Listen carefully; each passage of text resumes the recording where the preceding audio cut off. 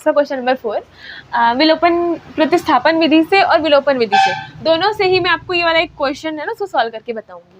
इससे पहले हमने दोनों विधियां अलग अलग से पढ़ी, अब एक साथ हम उसको पढ़ते हैं। तो प्रतिस्थापन विधि से मैं ये वाले समीकरण को हल करना आपको सिखाऊंगी आज। तो समीकरण 1 और 2 मैंने नाम दे दिया है क्वेश्चन को, और अब हम क्या करते हैं, प्रतिस्थापन विधि में हम पहले किसी एक समीकरण को लेते हैं और उसके बाद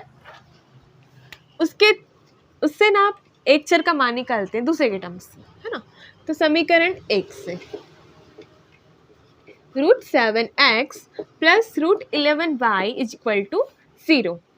ठीक, अब मेरे को अगर x का मान निकालना है तो मैं x को यही रहने दूंगी, प्लस √11y को उधर जाने दूंगी, तो इधर प्लस उधर जाके क्या हो जाएगा, माइनस हो जाएगा। ठीक है, ये होगा। देन अब मेरे को x का मान चाहिए ना, तो इसके साथ गुणा में क्या है, √7 है, तो उधर जाएगा तो क्या हो जाएगा, ये इंटू है तो उधर जाके डिवाइड होगा। ठीक है, डिवाइड में आ जाएगा। क्लियर है, माइनस इसका ये गया तो ये माइनस हुआ, ये माइनस में नहीं जाएगा क्योंकि ये प्लस में है ना, प्लस में है, और ये इसके साथ मेन मल्टीप्लाई में, तो मल्टीप्लाई का डिवाइड होता है। अगर ये यहाँ प्लस होता तो उधर जाके माइनस हो जाता। ठीक है, ऐसा है। तो ये मल्टीप्लाई उधर जाके डिवाइड हुआ, ये प्लस था तो उधर जाके माइनस हुआ, इस टाइप का।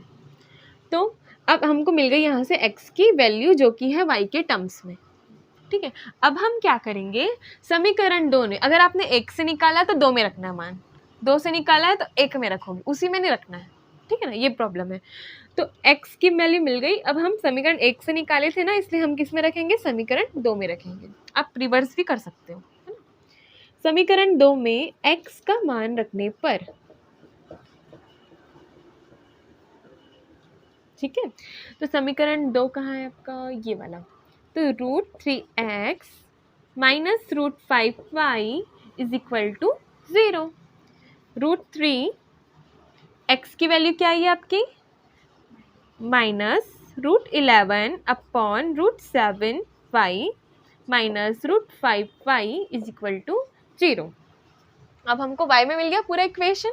अब हम इसको सॉल्व करेंगे, ऊपर ऊपर मल्टीप्लाई होगा तो 11 का मल्टीप्लाई 3 होगा, क्योंकि दोनों ही रूट में है तो हम अंदर की संख्या से अंदर की संख्या को मल्टीप्लाई कर सकते हैं। तो हम करते हैं मल्टीप्लाई, 11 का मल्टीप्लाई होगा 3 से, यहाँ पे आ जाएगा माइनस, है ना, माइनस सामने रहेगा ये आपका √33y, और नीचे में आपका √7 है, minus √5y is equal to 0। ठीक, अब देखो हमको क्या आपस में दोनों को जोड़ना है या घटाना है, जो भी है, तो उसके लिए हमारा हर भी समान होना चाहिए, नीचे का नंबर समान होना चाहिए, या कुछ नहीं मतलब 1 है।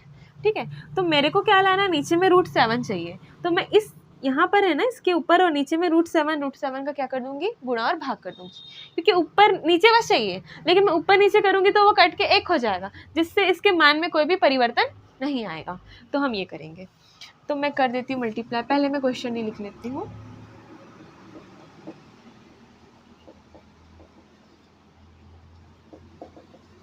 ठीक है, मैंने सेम लिखा है यहाँ पे भी।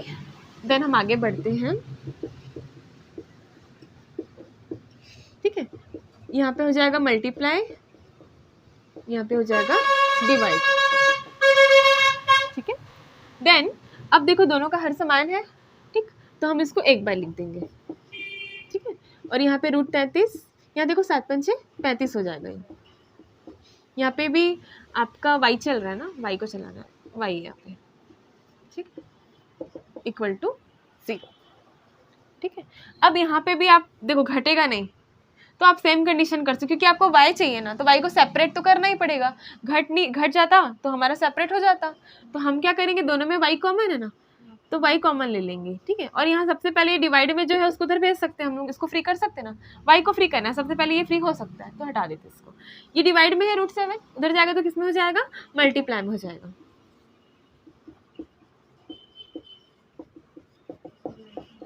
ठीक है, तो ये हो गया 0 हो जाएगा उधर जाके। यहाँ दोनों में y कॉमन है तो मैंने y एक बार लिख दिया, √33 माइनस √35 इक्वल टू 0। ठीक है, तो आपका क्या हो जाएगा, y बराबर 0। ठीक है, आपका ये बटे में जाएगा ना, ये पूरा ये गुणा में है, तो उधर जाके क्या हो जाएगा, डिवाइड। ठीक है, ये ऐसा आ जाएगा, तो ये डिवाइड में है, तो अब 0 से डिवाइड होगा इसका तो 0 ही तो आएगा, तो y की वैल्यू हमको मिल गई 0। हमको x की वैल्यू चाहिए तो हम डायरेक्ट इसमें मान रख सकते हैं, ठीक है, तो हम इसी में मान रख सकते हैं डायरेक्ट। तो x की वैल्यू है ना, इसको हम इक्वेशन 3 दे देते हैं। समीकरण 3 में y का मान रखने पर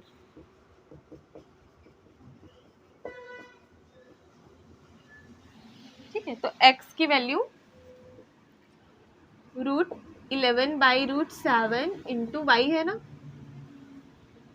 तो √11/√7 y की जगह में क्या आ गया 0, तो इसका गुणा होगा इस संख्या का इसके साथ तो 0 ही आएगा। तो आपको x की वैल्यू भी कितनी मिल गई 0। इस तरह से हमको x की वैल्यू भी क्या मिली 0 और y की वैल्यू भी क्या मिल गई 0, ठीक है। आप यहाँ आंसर लिख सकते हैं, x बराबर 0 मिला और y बराबर भी क्या मिला 0, ये आपका आंसर है, ठीक है। अब हम इसी क्वेश्चन को, ठीक है, अब हम इसी सेम क्वेश्चन को मैं विलोपन विधि से आप लोगों को बताती हूँ, ठीक है। तो मैं पूरा मिटा देती हूँ उसको, ठीक है, एक बार रिवाइज कर लेते हैं इसको, ठीक है।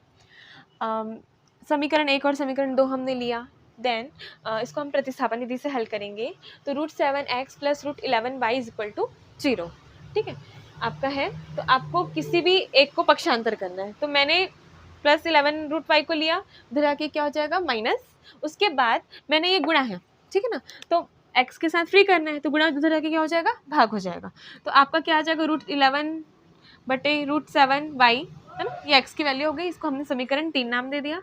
समीकरण 2 में हम x का मान रखेंगे, समीकरण 2 कहाँ पे है यहाँ पे है, ठीक है, हम इसमें क्या कर लेंगे x का मान रख लेंगे, तो यहाँ पे मैंने समीकरण 2 को फिर से लिख दिया है और ये जो x की वैल्यू आई वो यहाँ पर पुट कर दी, ठीक है।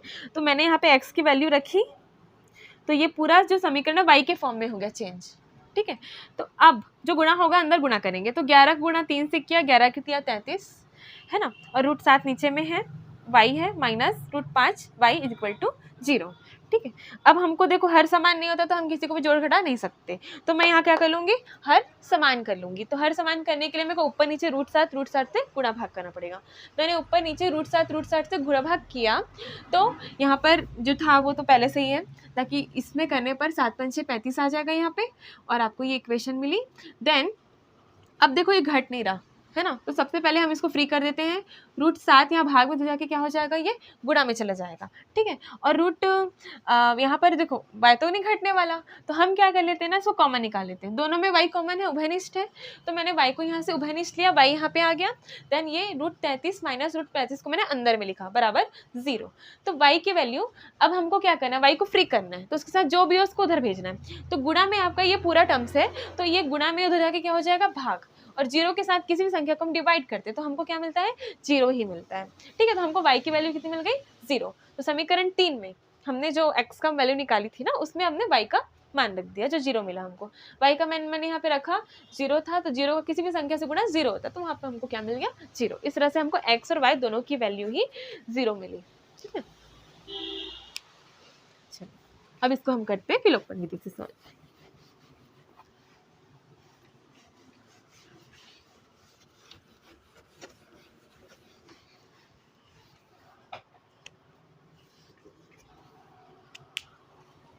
देखो ठीक है,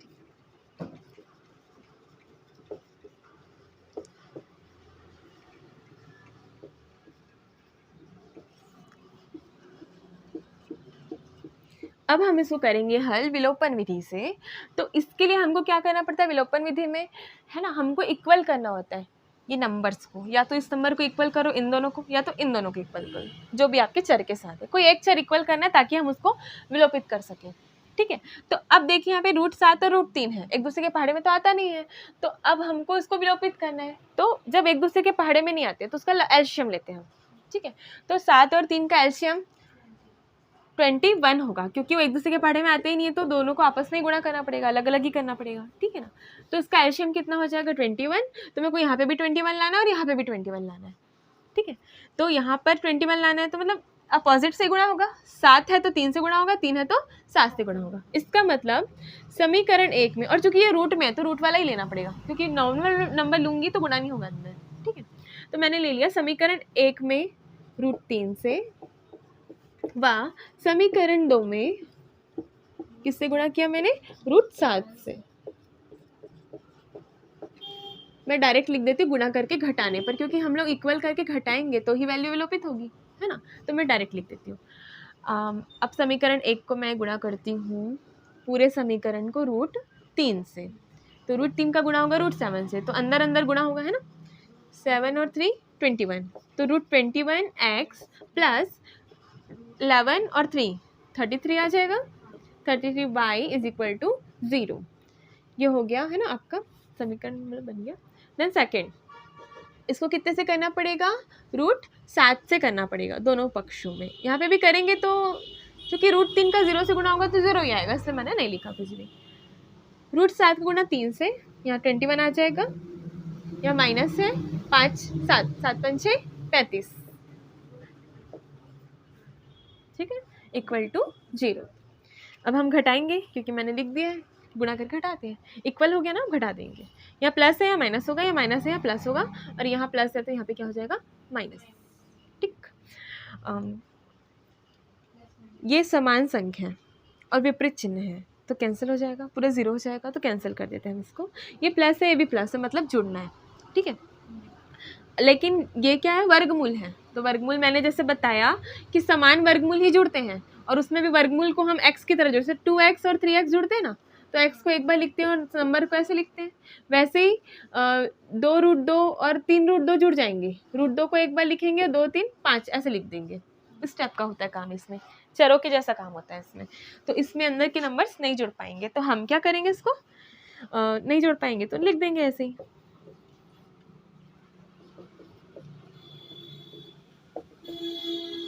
ठीक है। अब हमको क्या चाहिए? y की वैल्यू चाहिए। तो कैसे y की वैल्यू निकालें? आप देख सकते हैं कि यहाँ पे ना y है, दोनों की गुणा में है, तो y कॉमन निकल सकता है, ठीक है। तो हम क्या करेंगे? यहाँ पे y ले लेंगे, √33 प्लस √35 इक्वल टू 0। यहाँ पे गुणा है तो ये पूरा जो पक्ष में जाके क्या हो जाएगा? भाग हो जाएगा। तो उधर जाके क्या हो जाएगा? भाग।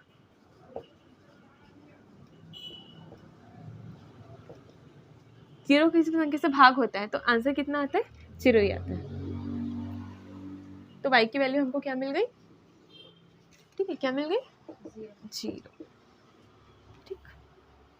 अब हमको क्या करना है? x की वैल्यू चाहिए। तो किसी भी एक समीकरण में मान रखोगे तो आपको x की वैल्यू मिल जाएगी।